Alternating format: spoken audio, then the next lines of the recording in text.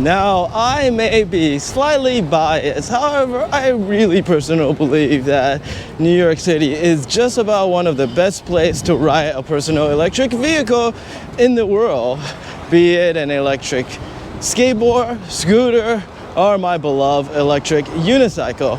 And it's not just me saying that. Despite the fact that we really do not have a scooter share company operating in New York proper, I have seen an absolute explosion of growth when it comes to personal electric vehicle. And what better place to see that than the second annual NYEF Electric Fest. This is going to be the biggest ride of the year. Are you ready for the footage?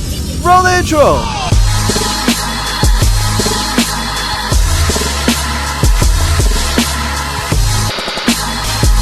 As always, if you enjoy my video, please like and subscribe. Now, if you are wondering why I have never mentioned Philippaki before, despite the fact that they are one of the largest action sports shop here in the city and offer just about every single motorized extreme action toy under the sun, that conveniently they're located close to where I work in Soho, a mere stone throw away. The one thing they do not offer, despite their wide selection, is electric unicycle. Alright, by the way, just so you know, we have a little bit of a continuity problem. This all technically happened last weekend when I was having the actual problem. I didn't get it fixed at that time and had to ride with my wheel clanking the whole way. But it's better to be sketchy than to miss the party altogether. Anyway, what was it that we were saying? Oh, that's right. Mi casa y su casa. Is that what they say? I was gonna hit the party anyway, despite the fact that I don't actually ride an e-board. Like all Saturday, my day started with a trip out to Flushing on Subway for yummy breakfast. If you haven't tried the soup dumpling at Shanghai Garden, you are missing out. Then it's a 10 miles ride to the pump track where the NY Electric Fest is held. Now, range is one of the things I appreciate the most about the Monster. With the extended 2,460 watt-hour battery pack, I basically never think about range at all and charge it about once a week. That's daily commute plus longer rides on weekends. Now, I am planning a longer trip to really put it to the test, but I do suspect that I might get worn out well before the Monster ever come close to running out of juice. So to tell you the truth, I was somewhat skeptical when Philippaki first opened up shop here in Soho a few years ago.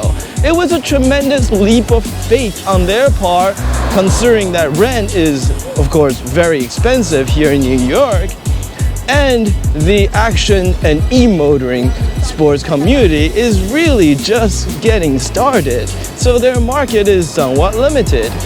However, over the last few years, they certainly have shown the amount of effort that they were willing to put in to promote the sport. Aside from the numerous demo they have hosted over the years, they had also had a presence in just about every single electric related event I had attended. It was effort that I really appreciated, since despite the fact that I do not own or ride an e-board regularly, these demos gave me the opportunity to really dip my toes to see what it's like on the other side of the fence. This year, the event is once again held at the BMX pump track below the Williamsburg Bridge. There are booths from multiple gear vendors and e-board companies on hand to provide demo of their boards. There were e-boards and bikes of every make imaginable and many unique customs on hand. Of course, I have to give the pump track a go. Never ridden one before, since I'm not much of a skateboarder, and well, let's just say that the Monster is probably not what you want to ride if you want to have a blast on the track. Something torquier would probably be easier to pull off. Of course, I'm still new to it. I bet someone with more experience with the Monster like Hsiang would probably have a much easier time than I. And yes, here's my dirty secret. I've been curious about electric skateboard for the longest time, and since I love snowboarding, I'm just as surprised that I didn't land on the e-boarding side of things to start with.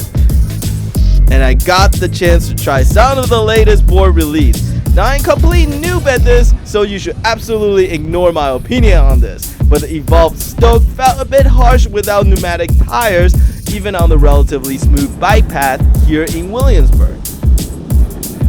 The Lacroix Nazare, on the other hand, was a complete beast. Not sure if it's the wheelbase, but it felt significantly more stable than even the GTR I also had the chance to try. And then there was the Bajaboard S2. I love the design of this board, and that shock wasn't just for looks, since it soaked up bad surfaces like they're nothing, and was the most stable and comfortable board of the bunch. Now if only if I can figure out how to turn in these things.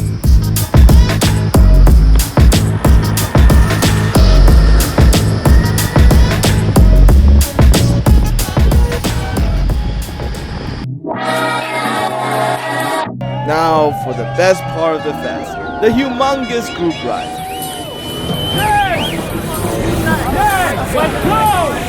I have yet to get a solid count on how large of a group this was, but we have for sure beat the 120 count from last year. We had so many riders that it was almost impossible to keep everyone in a single cohesive group, given the vast array of e-boards, unicycle, and e-bikes with all different specs, range, and speed.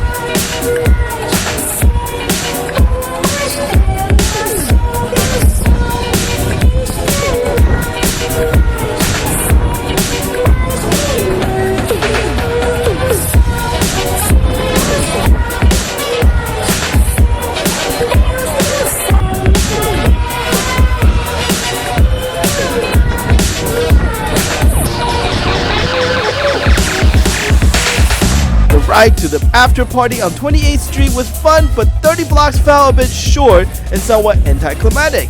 And for those of us with battery capacity larger than our own ambition, it was nowhere close to enough, especially since we now have a nice crowd going. An impromptu ride up First Avenue all the way to Harlan, 100 blocks north, was suggested, and since the one thing we can all agree on was the need to ride fast and far, we did just that. And for the most part, once we get past the East Village, even on a busy Saturday night, the traffic on 3rd Avenue was light enough for us to really push our wheels.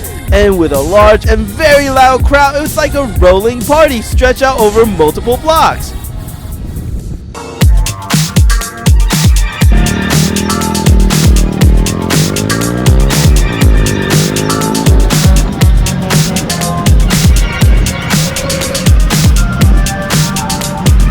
Now the New York E-Rider has certainly gotten a whole lot of flack online for our supposedly irresponsible riding ways. People complain about our riding style, general lack of protection all around, aggression on the road while fighting and racing taxi cab driver, and speeding and testing the limitation of our wheel.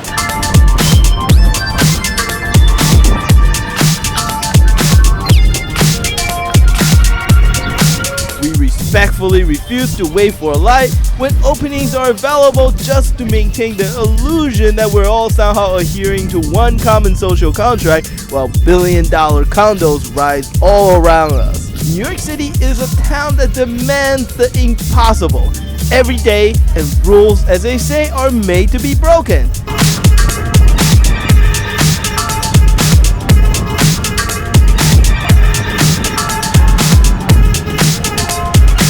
And that is also what makes riding here like nowhere else, as if anything, it aligns with the absolute frantic pace of life here. There is nothing that can quite match the joy of rolling through Times Square under the blinding LED lights and listen to the crowd cheers as you cut effortlessly through the gridlock traffic. If that isn't reason enough for you to come next year, I don't know what is.